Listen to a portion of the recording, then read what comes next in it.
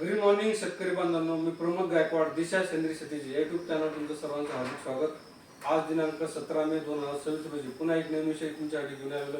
आजचा जो विषय आहे ते म्हणजे हळद लागवड पूर्व तयारी.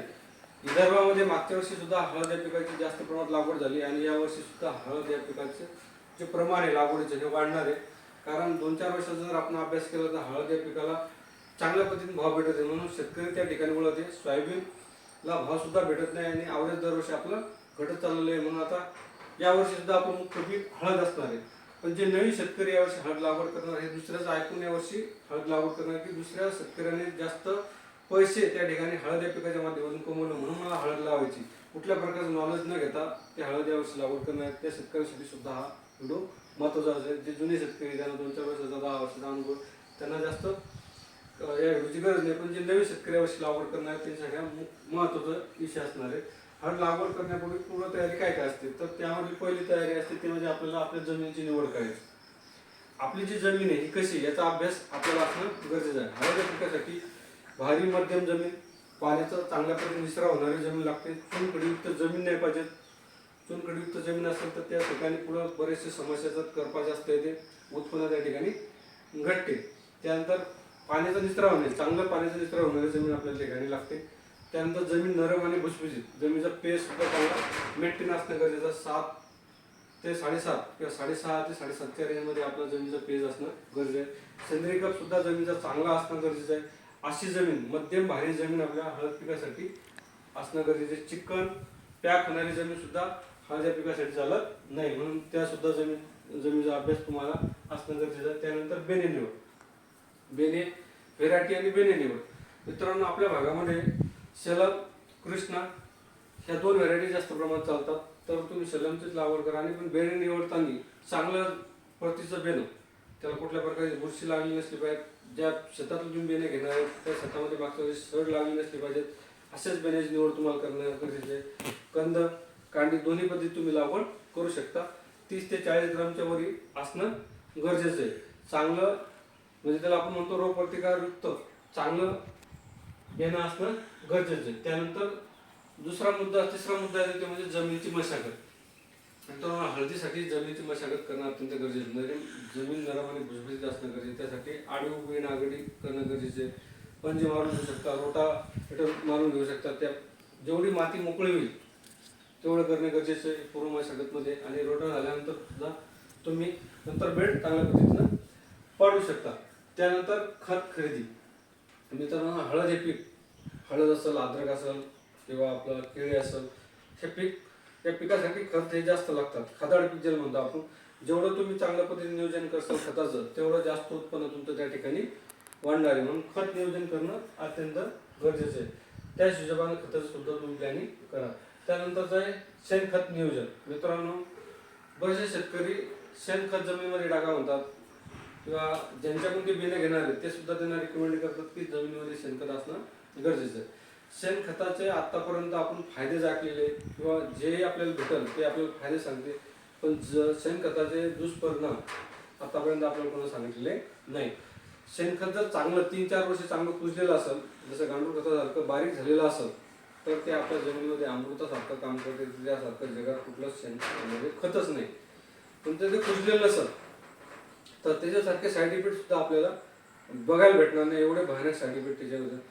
म्हणजे थोडक्यात सांगायचं म्हणजे बुरशीचं प्रमाण भरपूर प्रमाणात वाढते, घुमळीचं प्रमाण वाढते, तण वाढते आणि त्याच्यामध्ये उष्णता जास्त असल्यामुळं हळदीचं सुद्धा पीक करण्याची शक्यता त्या ठिकाणी असू शकते. कुजलेलं असेल तरच टाका, अन्यथा शेणखत टाकू नका. त्याचं सुद्धा नियोजन चांगलं करून करा.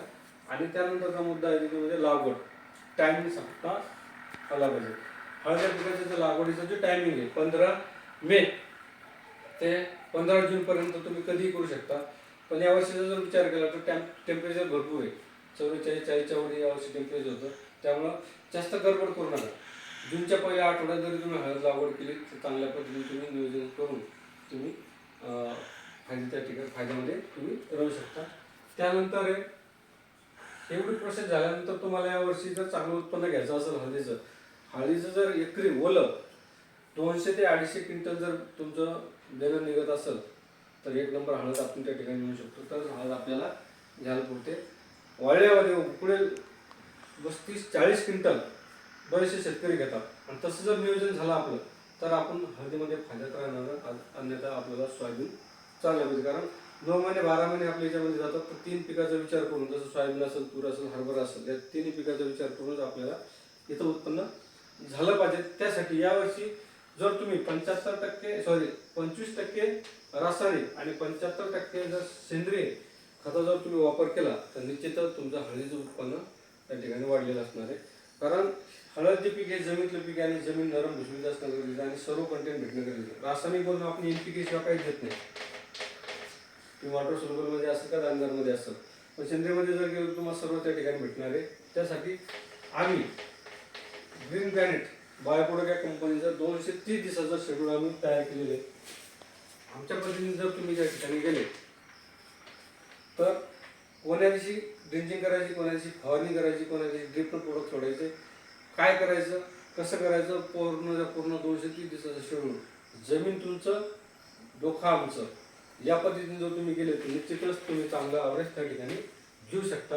हे पूर्ण 230 दिवसासाठी मित्रांनो हे म्हणत होतं, 230 दिवसासाठी जो खर्च तुम्हाला येणार आहे हा आमचा खर्च असणार आहे एकरी 30,000 रुपये. 30,000 हा डीलर प्राइस मध्ये असणार आहे, पूर्ण डीलर प्राइस मध्ये. याची जर MRP जर काढली तुम्ही तर मित्रांनो हा 45,000 रुपये. पूर्ण जर किट तुम्ही हळद किट जर पूर्ण खरेदी केली तुम्ही तर तुम्हाला हा 30,000 मध्ये भेटणार आहे. तर 15,000 तुमचं बेनिफिट भेटणार आहे. आणि उत्पन्नामध्ये तुम्ही जे रासायनिक काढणार आहे त्याच्यापेक्षा 10 ते 15% निश्चित तुमचं उत्पन्न त्या ठिकाणी वाढलेलं असणार आहे. आणि जमीनची जी सुपीकता ही सुद्धा कायम राहणार. जमीन कुठल्याच प्रकारचे साईड इफेक्ट नाही. प्लस तुमचं डोकं तुम्हाला त्या ठिकाणी लावायचं नाही, तुम्हाला फक्त दुकान बदलायचं आणि निर्णय घ्यायचा. तर हा निर्णय तुम्ही जर घेतला तर अतिशय फायद्याचा राहणार आहे. ही किट तुम्हाला कुठे अवेलेबल होणार आहे यासाठी माझा मोबाईल नंबर मी तुम्हाला सांगतो. माझ्याशी संपर्क साधा. माझा मोबाईल नंबर आहे 9657321588. भारताच्या सर्व ठिकाणी आम्ही डिलिव्हरी देत आहे, ट्रान्सपोर्टद्वारे आणि प्रत्यक्ष सुद्धा महाराष्ट्रासाठी सुद्धा मी पर्सनल या ठिकाणी पाठवते. माझ्याकडे मोठे एअर हाऊस आहे यांचं, तर तुम्ही माझ्याशी संपर्क साधू शकता.